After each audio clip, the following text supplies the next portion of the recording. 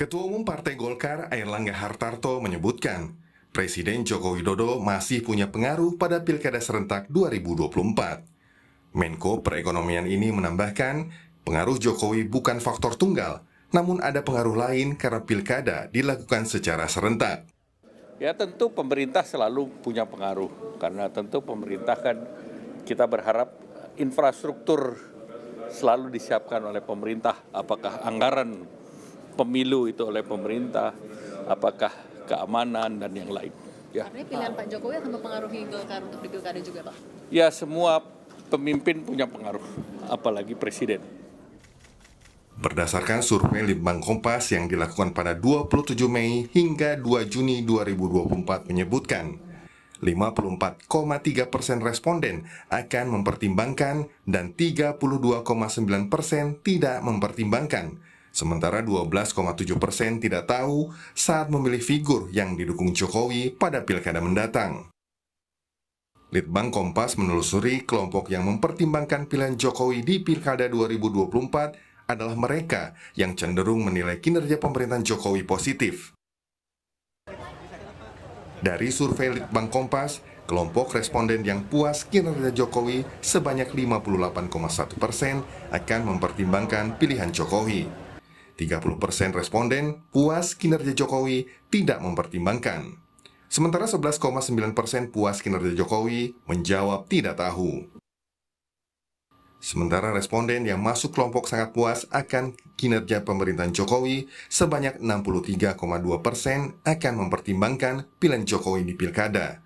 Dan 26,4% tidak mempertimbangkan, sementara 10,4% tidak tahu saat memilih calon kepala daerah untuk melanjutkan program pemerintahan Jokowi. Itu 54% lebih mengatakan akan mempertimbangkan. Artinya ada sikap yang menjadikan variabel Pak Jokowi itu menjadi pertimbangan seseorang untuk memilih di pilkada. Nah ini artinya kan tidak jauh berbeda dengan apa yang terjadi di pemilu 2024 lalu. Di survei kita juga mengatakan dengan angka yang relatif tidak jauh berbeda, itu sosok Pak Jokowi itu masih punya pengaruh gitu ya, yang bisa menjadi pertimbangan seseorang untuk menentukan pilihannya, terutama saat di Pilpres kemarin. Menjadi variabel penentu bagi pasangan calon yang setidaknya dekat ya, atau didukung oleh Pak Jokowi. Sebelumnya, Partai Gerindra membantah Presiden Joko Widodo akan terlibat atau cawe-cawe dalam proses pilkada November mendatang. Kalau Pak Jokowi itu kan hitungannya dalam koalisi Indonesia Maju. Ya, beliau kan memang bagian dari koalisi Indonesia secara menurut saya secara substansi lah ya, kan pemikiran-pemikiran beliau lah yang akan dilanjutkan oleh koalisi Indonesia Maju. Konteksnya begitu. Sementara politisi sekaligus juru bicara PKS Selain efek Jokowi, faktor apa yang akan memengaruhi pilihan publik di Pilkada 2024 kita perbincangkan bersama Wakil Ketua Umum Partai Gerindra Habibur Rahman dan peneliti Litbang Kompas Yohan Wahyu. Selamat malam Mas Yohan, Bang Habib. Selamat malam, Assalamualaikum. Waalaikumsalam warahmatullahi wabarakatuh. Saya ke Mas Yohan dulu. Kalau dari hasil survei Litbang Kompas itu kan 54,3% itu mempertimbangkan calon dekat dengan Pak Jokowi. Nah, faktor ini kenapa menjadi yang dominan kalau dari hasil bedahnya Litbang Kompas, Mas? Ya, ini bukan ini ya, ini memang kita survei ya? Ini hasil survei kita Juni 2024 ini memang ada beberapa pertanyaan yang kita uji ke responden ya, sejauh mana pengaruh Pak Jokowi ini menjadi pertimbangan mereka dalam menentukan pasangan calon atau memilih di pilkada nanti. Jadi kelihatan memang faktor Jokowi itu relatif masih terjaga ya. Hal yang sama juga pernah terjadi di pemilu 2024 kemarin. Efek Jokowi itu kan juga terasa dan terbukti itu ada gitu ya. Nah ini kita coba uji di survei kali ini apakah pengaruh Pak Jokowi juga menjadi pertimbangan responden untuk memilih itu. Jadi memang 54,3% memang mengakui Pak Jokowi itu jadi pertimbangan mereka nantinya. Gitu. Oke, sosok siapa Bang Habib sejauh ini yang dianggap Gerindra dan Koalisi Indonesia Maju relate sama Pak Jokowi Pilkada Jakarta misalnya lah, karena Bang Habib juga pakai batik sekarang habis ulang tahun Jakarta. Siapa, Mas Kaesang, Ridwan Kamil, atau ada calon lain? Ya, tentu terlalu dini bagi kita ya untuk membaca petanya siapa sosok yang didukung atau di endorse ya oleh Pak Jokowi, karena belum ada satu partai pun yang menemukan rekan koalisinya. Ya. Belum ada satu partai pun juga yang resmi mengajukan cagup atau cawagupnya. Jadi masih terlalu panjang ya tahapan yang akan ditempuh sebelum kita bisa menilai siapa sosok yang akan didukung oleh Pak Jokowi. Okay. Nah, kalau misalnya kita melihat apa yang ada di aspirasi konstituen, itu kan juga berkembang. Ada kemarin nama Pak Budi Jiwandono muncul, Mbak Rahayu Saraswati, ada Pak Ridwan Kamil, ya, kemudian ada nama Mas Kaesang, ya. Okay.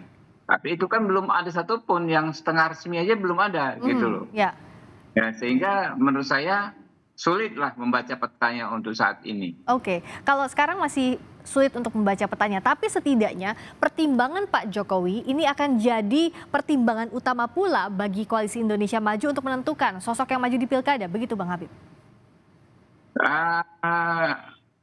Proses ya penentuan calon dari teman-teman partai politik yang bergabung dalam Koalisi Indonesia Maju menurut saya kan bermula dari partai politik masing-masing. Di situ kan kita tidak bisa saling mengintervensi. Okay. Lalu dibicarakanlah usulan masing-masing partai secara bersama-sama. Nah, dalam konteks membicarakan ini sangat mungkin dan masuk akal jika ketum-ketum partai politik juga ya meminta pendapatnya Pak Jokowi, ya, karena kan kami ya menganggap Pak Jokowi bagian dari kami, ya. Okay.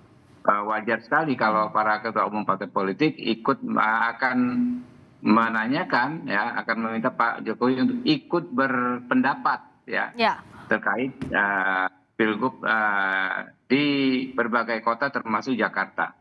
Oke, nah kalau Mas Yohan, kita lihat yang saat ini ditampilkan kan bagaimana selain mempertimbangkan kedekatan dengan Pak Jokowi, tapi juga ada PDIP di situ yang jadi pertanyaan ke responden. Itu apa pertimbangannya dan bagaimana membacanya?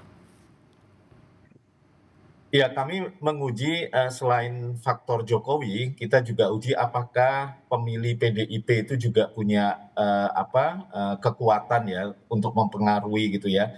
Jadi memang kelihatan dari responden yang menjadikan pilihan PDIP itu menjadi pertimbangan mereka untuk memilih, itu 58,5% dari kelompok responden yang mempertimbangkan pilihan PDIP itu juga mempertimbangkan arah pilihan Pak Jokowi. Jadi memang ada irisan gitu ya. Ya, irisan konstituen begitu. Ya, Friska, antara pemilih PDIP, konstituen antara pemilih PDIP dan pemilih Pak Jokowi. Jadi jika memang kedua faktor ini bertemu gitu ya, itu akan menjadi satu kekuatan gitu ya. Tapi jangan lupa sebenarnya kalau kita lihat rata-rata yang tidak mempertimbangkan Pak Jokowi menjadi pilihan mereka di pilkada ini kan rata-rata sekitar sepertiga bagian responden ya. Jadi itu faktor pertama yang akan menjadi ujian apakah pengaruh Pak Jokowi ini akan signifikan pada saat pilkada nanti.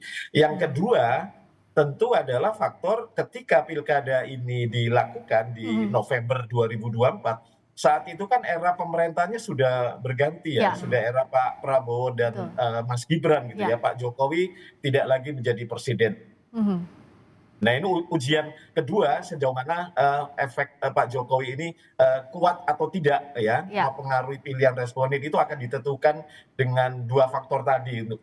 Bagaimana mengelola 30% mereka yang tidak mempertimbangkan Pak Jokowi dan bagaimana mengelola ketika era Pak Jokowi sudah berakhir di November nanti gitu ya. Oke, karena waktunya sebenarnya sebentar lagi kalau kita hitungan bulan.